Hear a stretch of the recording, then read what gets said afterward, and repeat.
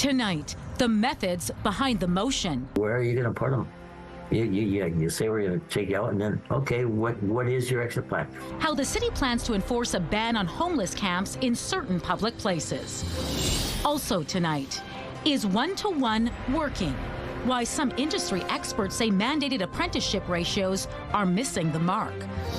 Plus, you otter, watch out. I woke up in the morning, I looked out the window, and I saw the 2 otters going to town. How many of this Gimli woman's beloved koi fish were snatched up by a pair of ravenous mustelids?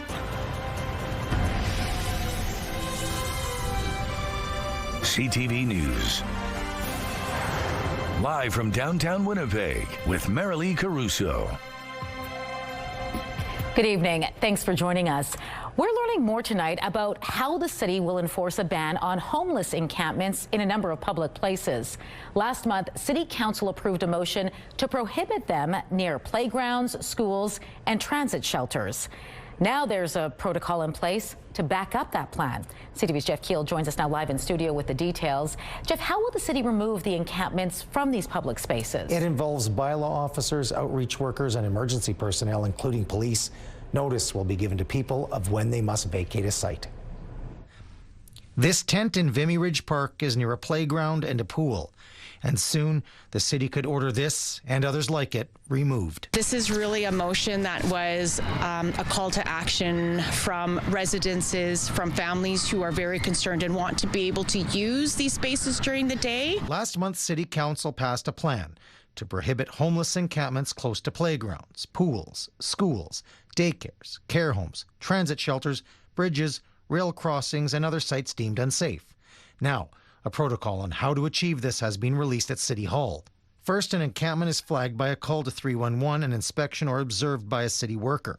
A bylaw officer, mobile outreach worker, and the fire paramedic service visit the site. Before removal, people will be offered supports, transportation, and relocation options like what shelters are available. And they will be given verbal and written notices with timelines of when they have to leave. Then the site will be cleaned up. The protocol also says if need be, police can be called to support an eviction. The social service agencies are going to be there to assist us, together with some bylaw officers, with the police, with the Winnipeg Fire Paramedics. If they're not able to use public spaces, where are they going to go? Homelessness advocate Al Weeb questions how people can be evicted from a tent when there's not enough housing. It's not a good thing to have people who have no idea about who the homeless are or how to engage with them to go in cold using a baseball bat approach. The protocol does allow people living in tents to camp overnight in public places elsewhere, but they must leave by 1 hour after sunrise, and then they can return 1 hour before sunset. The new protocol comes into force on November 17th. A city report says this will cost $244,000 this year and $382,000 next year for 2 bylaw officers and a senior coordinator. Jeff, you mentioned people in encampments must be given notice and timelines before removal. What does that mean, and how long are we talking about? We asked the city that question. A spokesperson said the expectation is that they will work with people to comply as quickly as they can, but there is no firm timeline in the policy to vacate an area. All right, thanks for this, Jeff. New details tonight in the attack against a Winnipeg transit driver we told you about yesterday. Police now say a youth pulled out what's believed to be a pellet gun and shot the driver in the hand during a dispute Monday afternoon. The driver was taken to hospital with minor injuries.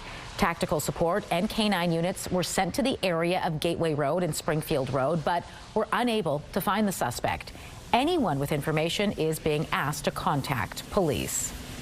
A youth who was 15 years old when he violently attacked 3 vulnerable people, resulting in their deaths, has been handed a life sentence in prison. A Manitoba Court of King's Bench justice sentenced the now 18-year-old male to life in prison with no chance of parole for 7 years. The teen previously pleaded guilty to 2 counts of second-degree murder and manslaughter in the beating deaths of Daniel Ballantyne, Marvin Felix, and Troy Bagulay in August 2022 near Winnipeg's downtown. He can't be identified because he was a youth when the crimes were committed. The defense asked for him to be sentenced as a youth, meaning a combination of 7 years in and out of custody, while Crown prosecutors argued the teen should be sentenced as an adult. The justice sided with the Crown, saying a youth sentence would be insufficient and would not hold the teen properly accountable for his crimes. Manitoba's construction sector says the province wants to tackle big projects in the future, but it warns there won't be enough skilled workers if industry training practices don't change. CTV's Daniel Helmerson reports.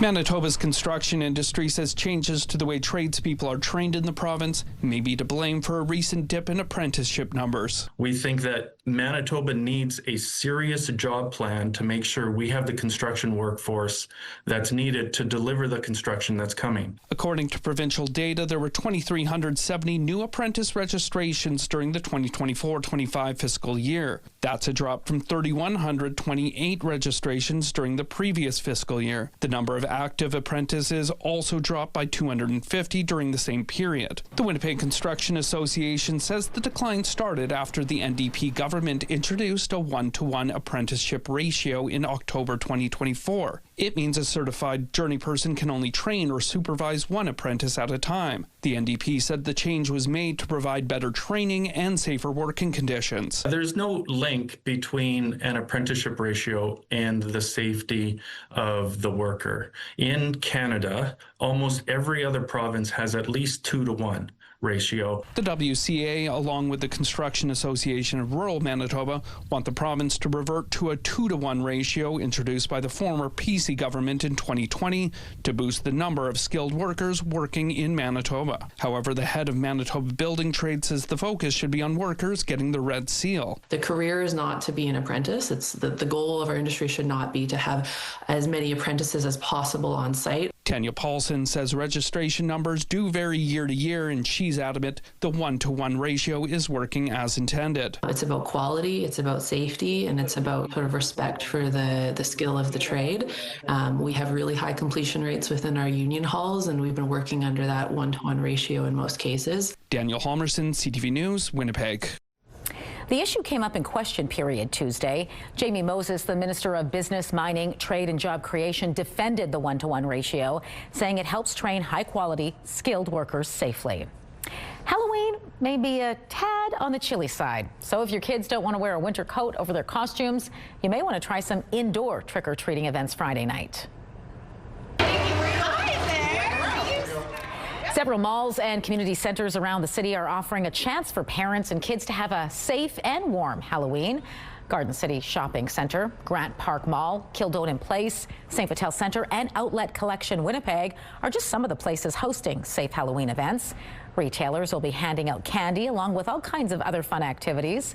Also, East Elmwood and Weston Community Centers, as well as Mama Wichita Center, are hosting fun events. You may have to register ahead of time. We have all of the information you need up on our website, including addresses and phone numbers. Just go to ctvnewswinnipeg.ca. All right, speaking of Halloween, Colleen has your creepy forecast. Tonight, I'm just glad the rain has finally stopped and given us a break. Well, for now. Let's not got too ahead of our skis here, Marilee. Oh, boy. Because, yeah, speaking of skis, there's also snow that's heading toward parts of Manitoba. So, yeah, we got a break today. It was nice to see the sun shining, but the clouds have built back up, and they will continue to tonight over the south, out in front of the next low-pressure system, which is dumping this next door right now in Saskatchewan, both rain and snow. I'll show you where either may go in Manitoba as early as the overnight hours ahead coming up. And then, of course, we'll look at your spooktacular Halloween forecast and a look ahead to the weekend, which by that point will be the month of November, if you can believe it. Let's take a look right now, though, first through the Bath Fitter Live Eye. Bath Fitter, your bath and shower experts for more than 40 years. In Winnipeg right now, cloudy and 5 degrees. Light winds at 12 kilometers an hour from the south-southeast. The pressure's dropping, and the humidity right now, Marilee, is 75%. Thanks, Colleen. A Calgary-based Silica mining company has submitted another application for a project in eastern Manitoba. CO Silica had its initial license application rejected by the province last year, partly over concerns about the potential impact to water quality in the area. It says the new proposal will involve drilling fewer wells and in a much smaller area. CO Silica says it's taken public concerns, government departments, and the provincial regulatory agency into account in its new proposal. 3 men are facing charges following a homicide in the Interlake. Mounties were sent to a home in Mississipauwishtik Cree Nation around midnight Saturday for a reported assault. They found a severely injured 34-year-old man who was brought to the local nursing station but later died. Investigators believe a fight broke out at the home, which culminated in him being stabbed.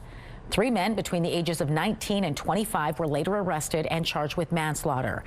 RCMP say a video taken from around the time of the incident may be circulating.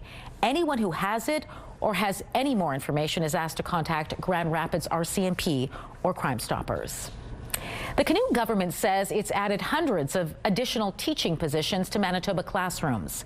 Education and Early Childhood Learning Minister Tracy Schmidt says the government has added 832 teaching positions across the province since October of 2023.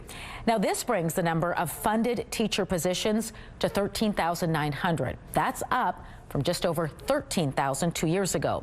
Schmidt says school divisions plan to hire 416 teachers this school year. That is, if they can find enough suitable candidates. It's always a challenge to recruit new teachers, but we're working closely with l'Université Saint-Boniface, and they went from 65 students finishing their degree last year to 82 students this year, so there's a huge increase in numbers of new teachers to be recruited. Of course, is it enough? Well, it's never enough. The province says it's taken several steps to attract and retain teachers in Manitoba. This includes implementing new teacher certificate requirements, creating retention strategies for French language teachers, and easing the pathway of certification for internationally educated teachers. The Canoe government says it's ready to open a detention center for people on drugs such as meth. November 1st, we're ready to go. We've had construction in there. Manitobans have spoken loud and clear. An NDP government bill now before the legislature would extend the amount of time people on drugs like meth can be detained. It would increase to 72 hours from the current 24 hours. However, making that November 1st date could be a challenge. Manitoba's opposition Progressive Conservatives have proposed several amendments, including a ban on having such centers within 500 meters of schools, parks, and care homes. I think for Manitobans, it's very important that they get to hear the answers regarding Bill 48 and how it might or might not affect them, especially the people in the area of Point Douglas. The government is hoping to pass the bill into law before the legislature session ends next week. Avian influenza has been found on 5 farms in Manitoba this month. According to the Canadian Food Inspection Agencies, the cases were detected in commercial poultry flocks on 3 farms in the RM of Hanover and 1 each in the RMs of Bifrost, Riverton, and St. Rose. They were found between October 9th and 25th. These are the first cases detected in Manitoba since May. The exact number of infected birds was not released. As per protocol, though, the animals will be destroyed and quarantine and decontamination measures will be put in place. The CFIA notes bird flu is not a food safety concern, and there is no evidence eating cooked poultry or eggs can transmit the virus.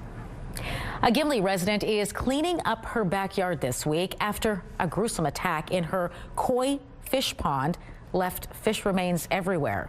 The culprits, 2 hungry otters looking for a fresh meal before the weather turns cold. CTV's Joseph Bernacki spoke with the homeowner who's been left with a big mess thanks to the pod pair. Gimli resident Shannon LaBelle says something utterly ridiculous happened this week. Her koi fish pond is ruined following a furious attack by local otters. I guess it was a all-you-can-eat sushi buffet for them, so they weren't stopping. She used to find this koi pond in her backyard relaxing. It's been in her care for a decade. But after she came home from work on Monday afternoon, that all changed. I looked out our window and I saw 6 koi lying on the ground. 3 were half eaten. The other 3 had looked to me like fatal, catastrophic injuries. She put the injured fish back, hoping they would survive. But the next morning, things just got worse for them. I woke up in the morning, I looked out the window, and I saw the 2 otters going to town on all our koi that were left. A security camera caught images of a small mammal near the pond the night before the second attack, but she thought it might be a badger or raccoon. But it was otters after all, as this video shows. Even if you don't live in an urban area, coexisting with our wild backyard neighbors is pretty important. They're a very good sign of a healthy ecosystem. Courtney Shewart, Conservation Programs Manager with the Assiniboine Park Conservancy, says river otters like these live in Manitoba waterways. She says an attack like this is not unexpected. Otters are predatory and like all kinds of fish. LaBelle's video took off on social media, much to her surprise. But she doesn't hold anything against the otters. She'll just miss her fish. Looking at the pond and the stillness there, it's not the same. You know, it's nature. Joseph Bernacki, CTV News, Gimli. It's now cheaper to go to work out at an inner-city fitness center. The Sherbrooke Pool and Fitness Center currently charges $8.55 for adults. That's how much you have to pay, even if you just want to use the weight room only. However, a city report says the fitness facility is dated and it has accessibility challenges. So, as a trial, the city is now reducing daily admission rates to $3 for the fitness center for the next 2 years. City staff plan to monitor usage numbers and then report back to City Council when the trial ends. Still to come tonight, Jamaica starts picking up the pieces. Jamaica's gone through what I can call one of its worst periods. The devastation begins to come into focus after Hurricane Melissa hammers the island nation. That story just ahead.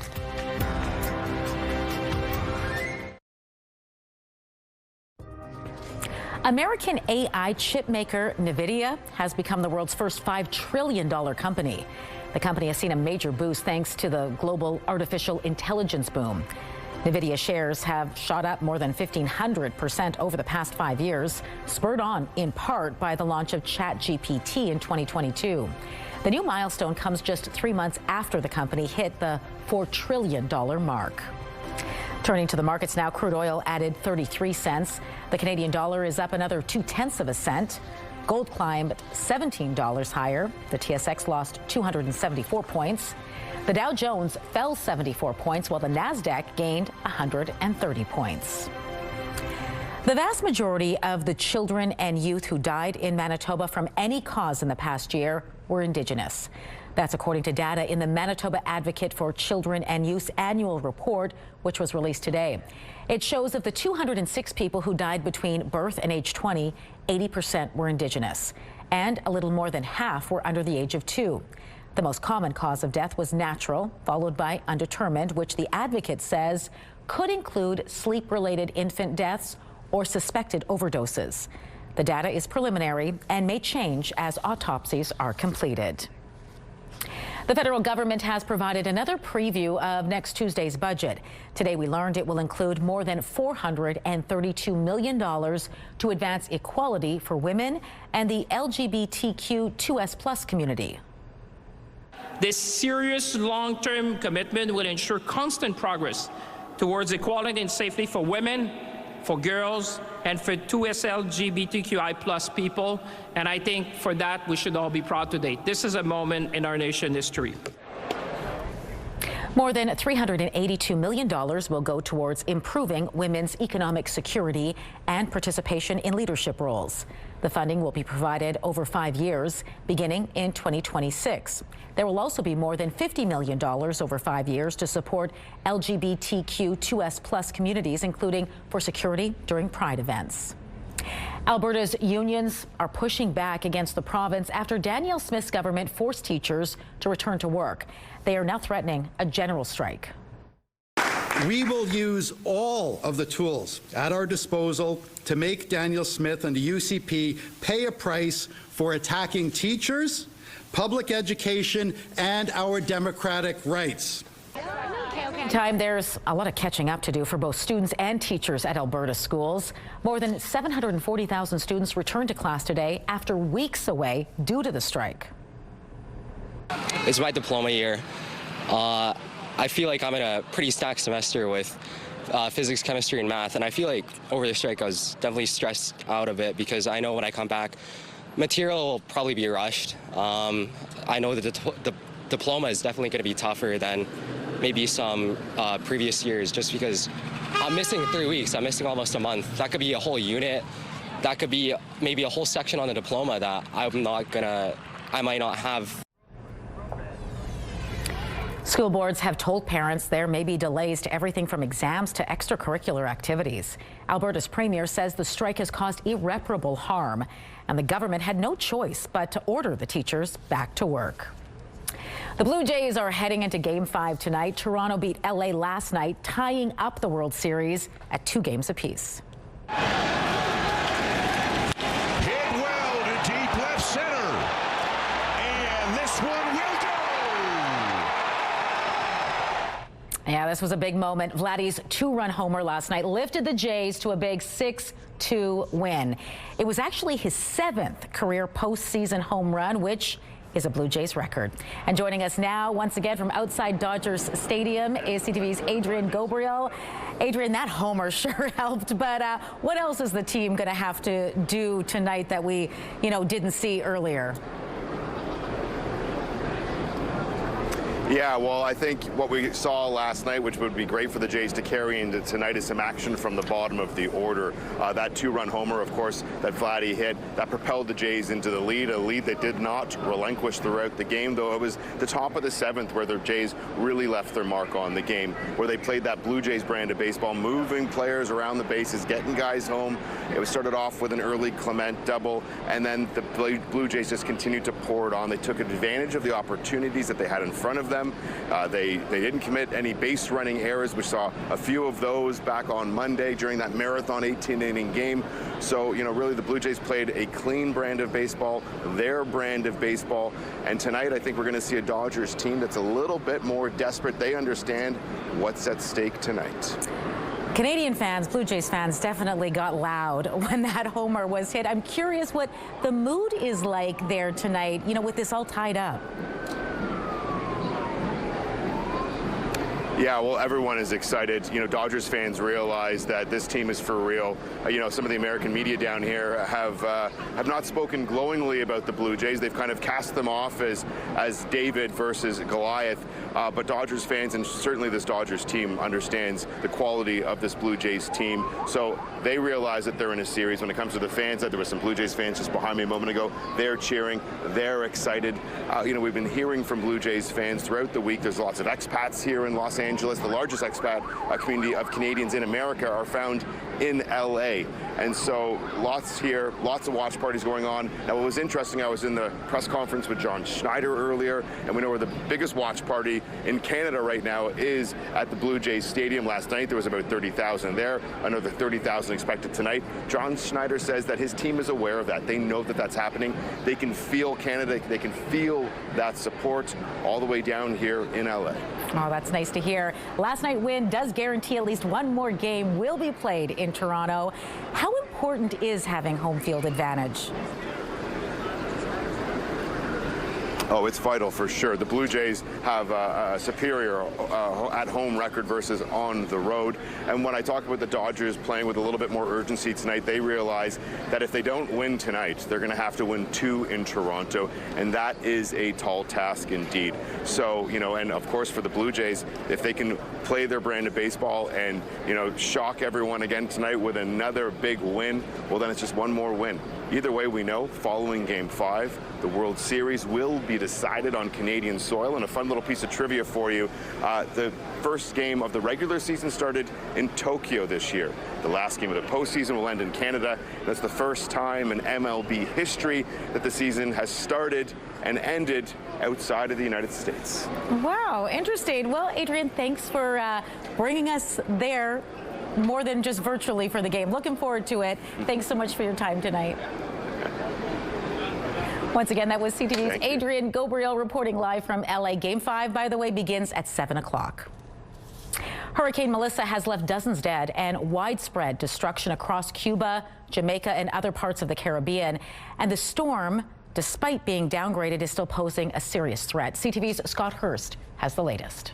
Urgent search and rescue operations are well underway as the full scope of the disaster is only just now starting to reveal itself. However, initial assessments are pointing to catastrophic damage across many regions on the island nation. Jamaica's gone through what I can call one of its worst periods. Hundreds of thousands have been left without power. Homes, schools, and hospitals all bearing the brunt of the storm.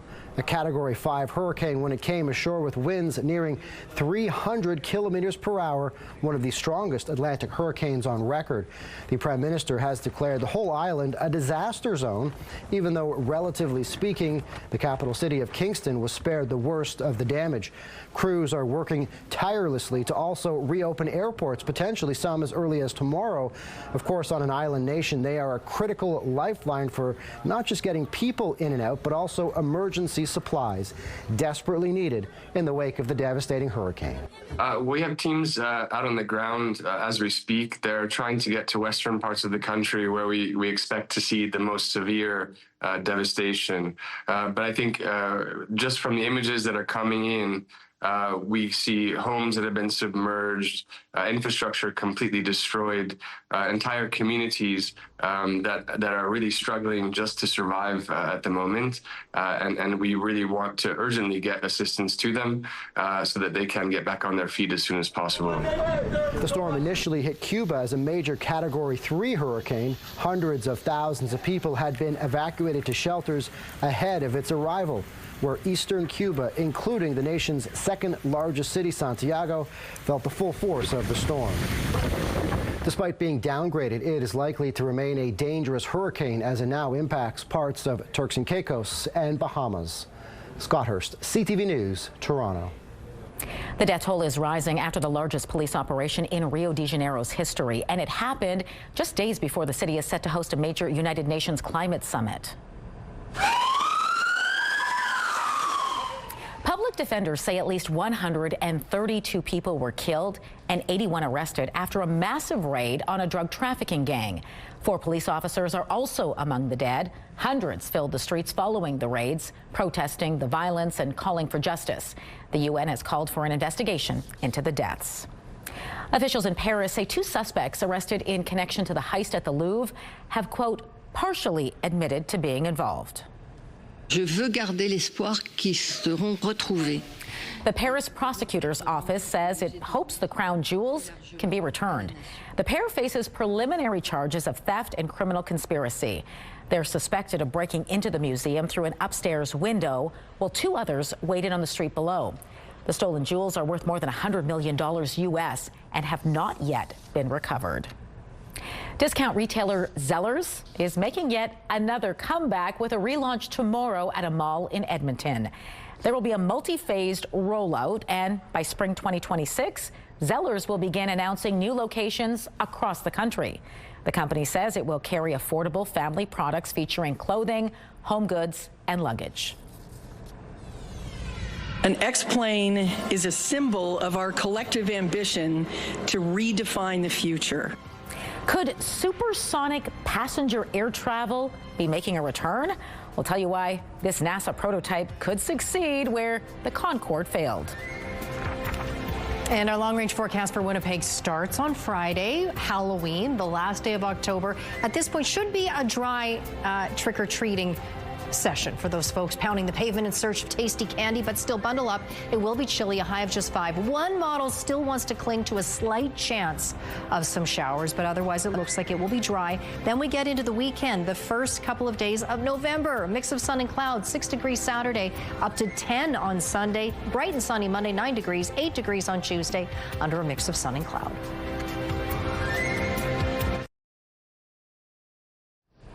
Winnipeg police have arrested 7 teenagers between 12 and 15 years old after a crime spree in Garden City Sunday. Police say they received reports from 6 different businesses, including fast food restaurants, retail stores, even a grocery store located on McPhillips Street and Leela Avenue. In each incident, several youths reportedly entered the businesses, caused mischief, including stealing cash and other items, along with damaging property. Police found a group of young people near Inkster and McPhillips. 7 youths now face charges of robbery, mischief, wearing a disguise, and breaching conditions. 6 of them remain in custody. 1 was released on an undertaking to appear in court. 5 youths got more than they bargained for while playing Ding Dong Ditch in Brandon last week. The game involves ringing doorbells and running away. But at one home, a man who answered the door reportedly got in his vehicle, started chasing the kids, and according to Brandon police, The man caught one of the youths, handcuffed her, and then drove her to her house. The girl's mother called police and reported the man, who turned out to be an off-duty RCMP officer from the Verdun detachment. Brandon police reported the incident to the Independent Investigation Unit of Manitoba, which is now investigating. Anyone with information or video footage is asked to contact the IIU.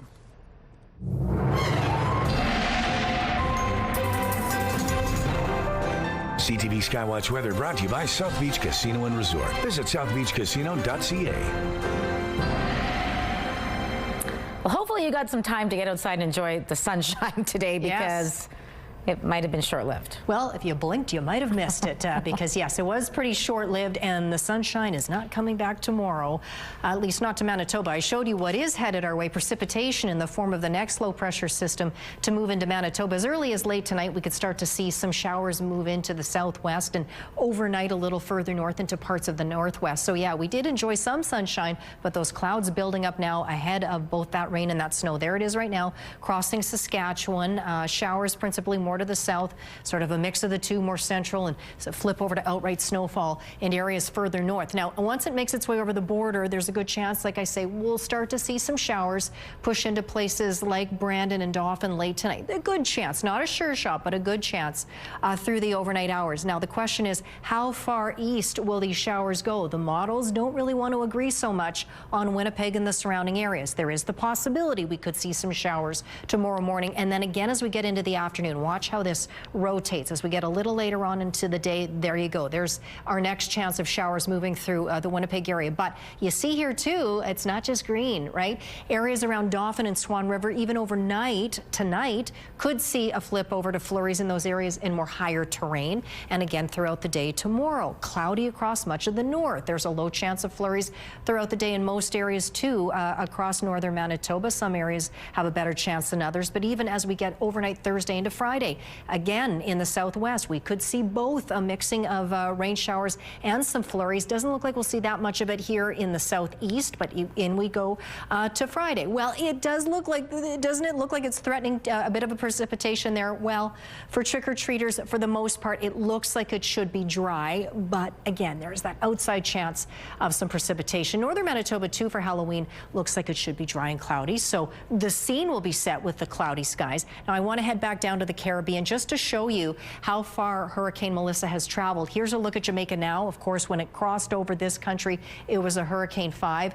Devastating consequences for that country there in terms of the damage. As it crossed over Cuba, it was downgraded to Category 3, and now here it is tonight. It's now downgraded once again to a Category 1. Still very dangerous, spinning out over places like the Bahamas and the Turks and Caicos. Back to Winnipeg for the night ahead. We stay above freezing, down to 2. Clouds increasing, winds strengthening a little bit overnight. South winds, 3 degrees for the commute tomorrow, cloudy. Low chance of showers throughout the day again. It's the models, they don't want to agree. 6 degrees, otherwise it will be cloudy. Up into the northeast tonight, cloudy. Temperatures at freezing or staying just above. Thompson slipping just below -1. 1 degree for Thompson tomorrow, cloudy there. Churchill, you'll get some on again, off again snow. Chance of showers moving in late tonight across places like Flin Flon and the Paw, continuing tomorrow. Temperatures above freezing. Rain expected tonight, or showers anyway, across much of the southwest. Watch for flurries mixing in again around Dauphin and Swan River. And then in Winnipeg in the southeast, cloudy tonight. Tomorrow there is the possibility of showers. Temperatures reaching around 6 degrees. And in northwestern Ontario, dry but cloudy tonight. And then you'll stay dry tomorrow with highs between 7 and 8 degrees. Our first weather photo is from Colleen. A beautiful look at a gorgeous Manigatawgan. Look at that shot. Very nice. And this next photo is lovely as well. This is out in Cooks Creek from Cheryl. Send us your photos to winnipegweather@ctv.ca. The CTV Skywatch Pick of the Day is brought to you by MJ the Musical at Centennial Concert Hall, November 5th to 9th. Soon we could all be getting a ticket for an airplane that flies faster than the speed of sound, without the sonic booms that rattle homes and people on the ground. It all comes after a test flight is bringing us one step closer to resuming commercial supersonic flight. Here's Sophie Flay. It's called the X-59, and it could be this century's Concorde. NASA's experimental jet taking off yesterday on its first test flight over the California desert. Built to fly 925 miles per hour, nearly twice as fast as today's commercial airliners. The X-59 is designed to be the first aircraft to break the sound barrier quietly. Meticulously engineered, it produces a gentle bump, a mere whisper compared to the disruptive booms of the past. The explosive-like sonic boom is why commercial supersonic flight has been banned over the U.S. It can startle people, it can rattle windows and cause problems. Even military flights are restricted to certain areas because the shock waves can cause so much disturbance on the ground. But the X-59's unique shape turns that boom into more of a thump, no louder than slamming a car door. You may recall the supersonic Concorde flew for decades until it was retired in 2003 due to high operating costs and fading demand. It was only allowed to hit supersonic speeds over the ocean. The X-59, without that deafening sonic boom, could be a game changer. Transportation Secretary Sean Duffy saying it has the potential to change the way the public flies. An X-plane is a symbol of our collective ambition to redefine the future. And in this case, it's the future of supersonic travel. The successful test flight yesterday is being called a significant aviation milestone. Supersonic travel could be especially important for industries involved in medical transportation and disaster relief. Sophie Flay, ABC News, New York. There's nothing to cheer about here. I think we're lowering interest rates because the economy is under immense strain. The Bank of Canada has slashed its key interest rate once again. What it means and the grim message from the governor just ahead.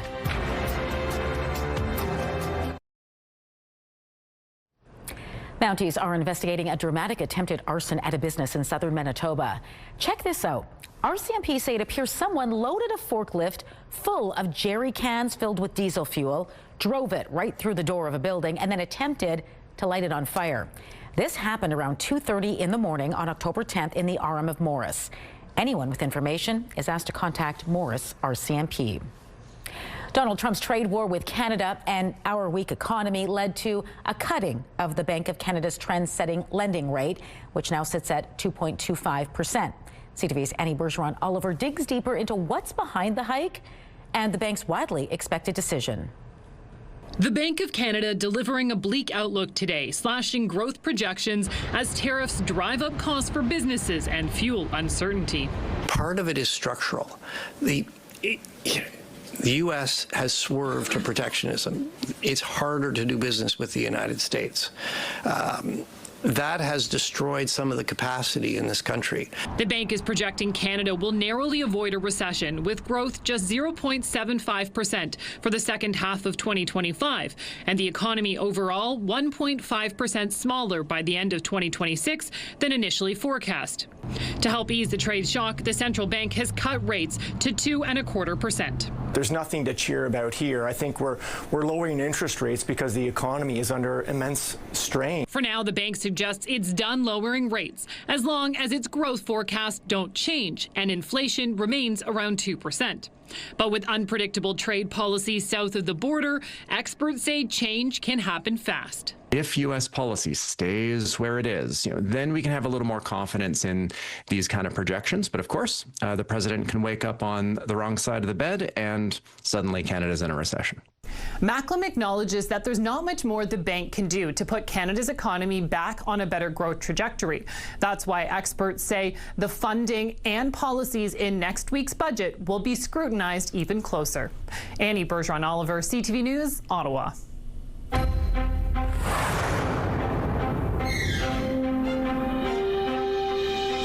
It's nearly that time of year again where you'll have to move your clocks ahead by 1 hour as daylight saving time ends. But there are things you can do now to make the adjustment a little easier. Experts say you should consider setting your clocks before going to bed Saturday so you're ready to wake up Sunday at the new time.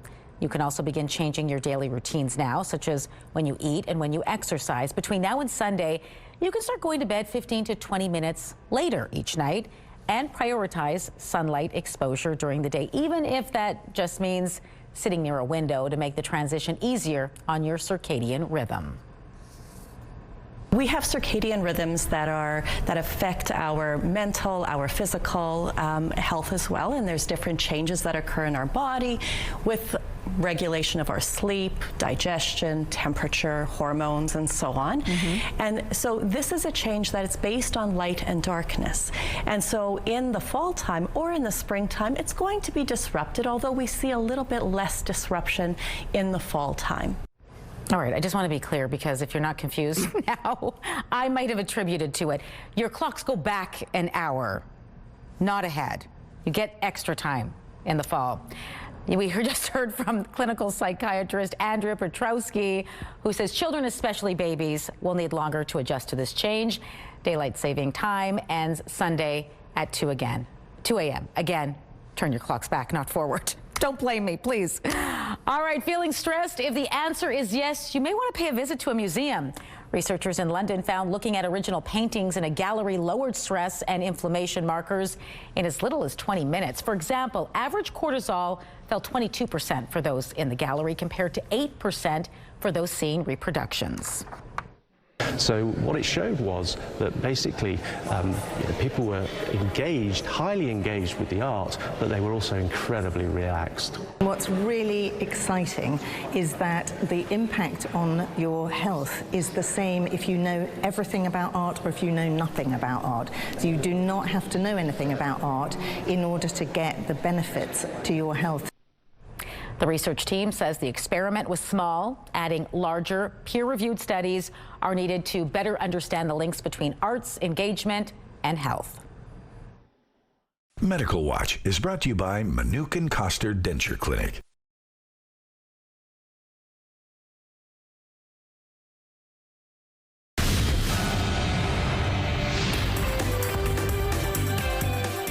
Spotlight sponsored by the Casinos of Winnipeg, presenting Serena Ryder, the Merry Myths Tour. All right, we start with a spoiler alert before this first story. If you haven't yet watched the latest episode of MasterChef Canada, you'll want to press mute for a moment and turn away. Another home chef is packing up their knives on season 8 of MasterChef Canada after finding themselves on the chopping block following a team challenge. Unfortunately, the home cook leaving us today is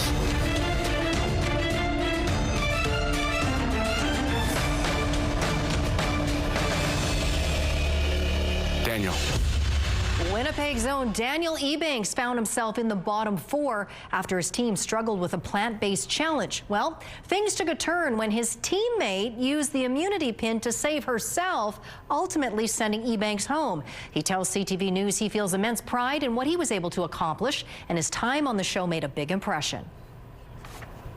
I think what I took away from the show was confidence. I don't think it changed me so much as a chef, but having professional chefs look at my food, taste my food, and appreciate my food, having other contestants compete on the same level and me being selected as maybe a standout, if you want to call it that, it just gave me the confidence to know that I am on the right track.